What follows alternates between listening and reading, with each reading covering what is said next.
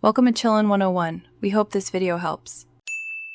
You start by placing your clip on the timeline and adding a text layer where the handwriting will appear. Set the font and size to match the desired look. This matters because stroke width reacts to font weight.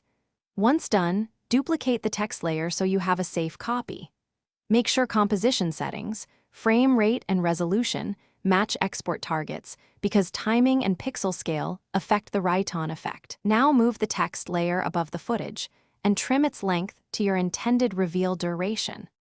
Next, apply the write-on effect to the layer that will reveal your text. You can use the text layer or a dedicated mat for cleaner blending. You must set brush size to match stroke thickness, tweak opacity and color to blend with the scene. Then animate brush position using keyframes.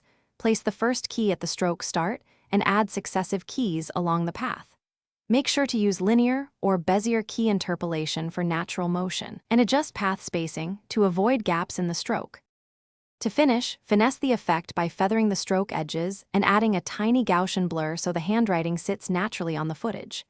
If the camera moves, pre-compose the write-on layer and apply motion tracking or parent to attract null. This keeps strokes locked to the scene. Once done, render a short test clip to confirm timing. If you see jumps or misalignment, check keyframe spacing, ensure sequence and clip frame rates match, and remove accidental duplicate layer offsets. Thanks for watching. Consider subscribing if we helped you.